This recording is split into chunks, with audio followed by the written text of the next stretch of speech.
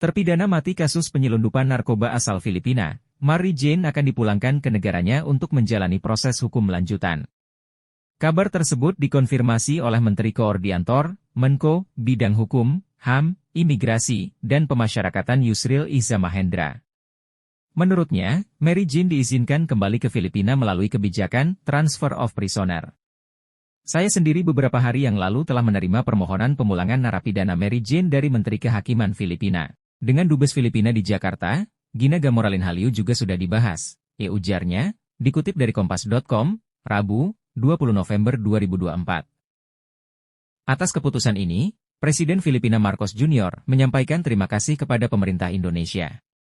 Kasus Mary Jane bermula ketika ia menerima tawaran dari Christine atau Maria Cristina Sergio untuk menjadi pembantu rumah tangga di Kuala Lumpur, Malaysia pada 2010.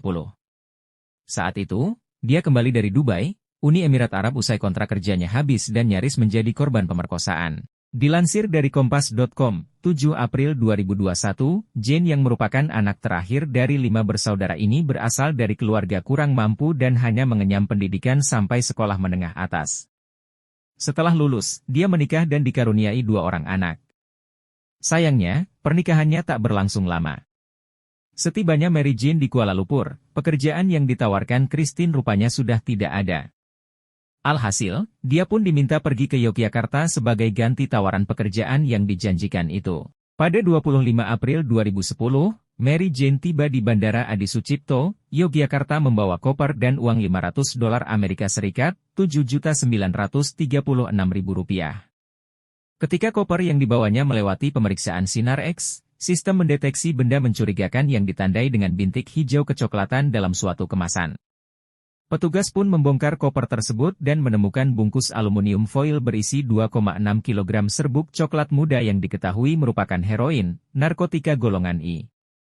Anggota Direktorat Narkoba Kepolisian DIY akhirnya menahan Mary Jane di Rutan Sleman untuk diproses hukum. Meski mengaku tidak tahu menahu soal isi dari kemasan tersebut, Mary Jane dinyatakan bersalah dan divonis hukuman mati oleh Pengadilan Negeri PN, Sleman pada 11 Oktober 2010. Vonis mati itu diperkuat oleh putusan Pengadilan Tinggi Yogyakarta pada 23 Desember 2010 dan putusan Mahkamah Agung, MA, pada 31 Mei 2011. Pada saat itu, Mary Jane mengaku terkendala komunikasi selama menjalani proses hukum. Dia yang kala itu belum bisa berbahasa Indonesia diberi pendampingan penerjemah yang masih mahasiswa.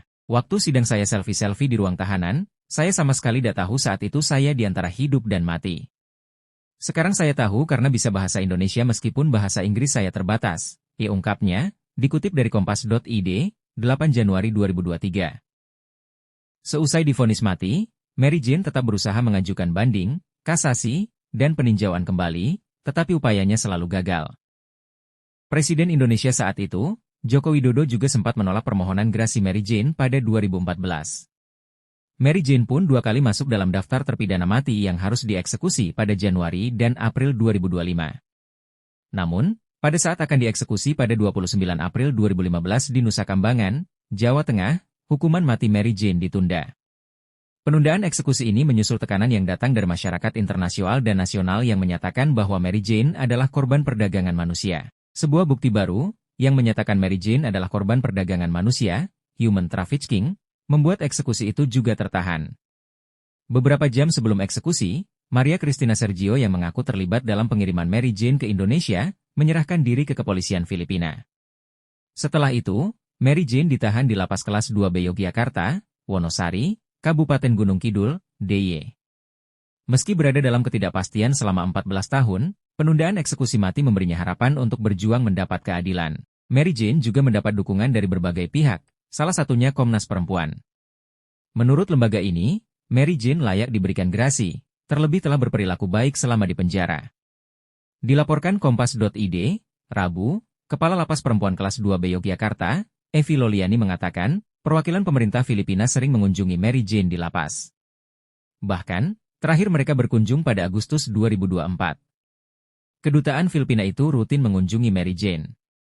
Dalam setahun, bisa 2 atau 3 kali datang, ujarnya. Dia juga mengungkapkan, selama di Bui, Mary Jane aktif membatik dan beribadah. Meski dikabarkan bakal dipulangkan kembali ke Filipina, saat ini Mary Jane masih berada di Lapas Perempuan Yogyakarta. Hal ini diungkapkan oleh Kepala Kanwil Kemenkumham DIY, Agung Rektono Seto. Saat ini yang bersangkutan masih menjadi tahanan di Lapas Perempuan Yogyakarta, dan tidak ataupun belum dibebaskan, jika dia, dilansir dari Kompas.com, Rabu. Agung menjelaskan, status Mary Jane saat ini adalah tahanan titipan dari Kejaksaan Tinggi Yogyakarta dan belum ada rencana pemindahan. Sepertinya kalau terkait dengan status hukumnya, Mary Jane ini adalah titipan kejaksaan, ditambahnya. Penantian terpidana mati kasus penyelundupan narkoba asal Filipina, Mary Jane Veloso, selama lebih dari 1 dekade berakhir. Dia mendapat kabar bahwa pemerintah Filipina akan memulangkannya.